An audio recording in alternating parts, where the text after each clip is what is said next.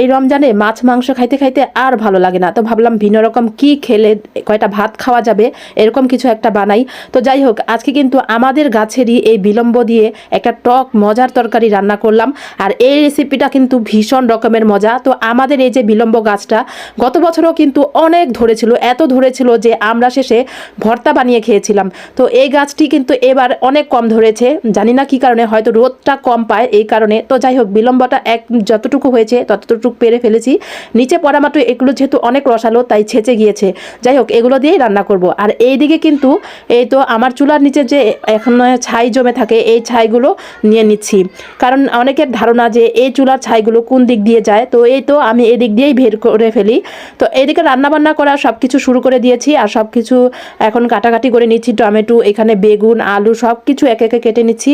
রোজার মাস যেহেতু একটু গরম লাগে, এখন জানি না, এখন এই তো মানে সিজনের কোনো ঠিক নাই। ভোরবেলা শীত করে, তারপরে দুপুরবেলা হলে অনেক গরম লাগে, মনে হয় গ্রীষ্মকালীন গরম, তারপর আবার বিকাল হলে আস্তে আস্তে সব কিছু শীতল হয়ে যায়।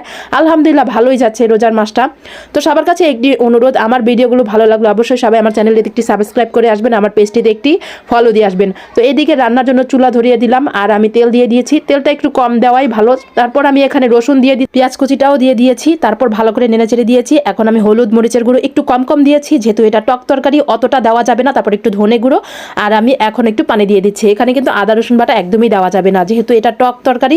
আর এটা দিয়ে কিন্তু পেট ভরে এক প্লেট ভাত খাওয়া যায় অনায়াসে। তারপর আমি এখানে বেগুন কেটে রেখেছিলাম, একদম চিকন চিকন করে, আলু কেটে রেখেছিলাম, দুটোই চিকন চিকন করে কেটে রেখেছিলাম। তারপর এগুলো দিয়ে দিচ্ছি, এখন ভালো করে কষিয়ে নিব। চাইলে আপনারা কিন্তু হাতে একবারে মেখেও রান্না করতে পারেন, বাট আমি এভাবে রান্না করছি, আমার কাছে এভাবে ভালো লাগে। আমি চাই একটু ভিন্ন রকম কিছু করার, ভিন্ন রকম কিছু রান্না করার। তো এদিকে এই তো কষানোটা হয়ে গেছে, কালারটা কিন্তু এখনই ভীষণ সুন্দর লাগছে। এভাবে টক তরকারি রান্না করতে করে কিন্তু অনেকেই আমি দেখেছি যে বেগুন দিয়ে টক তরকারি রান্না করে, তো আমার কাছে ভীষণ ভালো লাগে।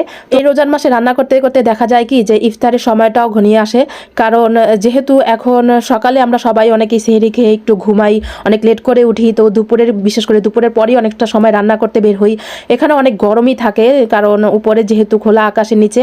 তো এই তো এখন কষিয়ে আমি পানি দিয়ে মাছগুলো দিয়ে দিচ্ছি। এখানে আমি ছোট ছোট মাছগুলো দিচ্ছি। চাইলে আপনারা যে কোনো ধরনের ছোট মাছ দিয়ে রান্না করতে পারেন, ভীষণ ভালো লাগবে। মলা, ঢেলা, পুঁটি, যে কোনো, বা আমরা যে চাপিলা মাছ বলি, যে কোনো মাছ দিয়ে রান্না করলে ভীষণ ভালো লাগবে। আর আমি কাঁচামরিচটারে দুফালি করে কেটে দিয়ে দিয়েছি, অনেকগুলো কাঁচামরিচ দিয়েছি। তো ইফতারের টাইমটা যেহেতু ঘনিয়ে এসেছে তাই আমি একটু ফল কেটে নিচ্ছি। তো হালকা পাতলা যতটুকু পেরেছি কেটে নিয়েছি। আর ওইদিকে আমার রান্নাটাও হচ্ছে। তো এই তো সবার কাছে কেমন লেগেছে অবশ্যই সবাই কমেন্ট করে জানাবেন আজকের ভিডিওটি। তো এই তো রান্নাটা কিন্তু খুব তাড়াতাড়ি হয়ে যায়।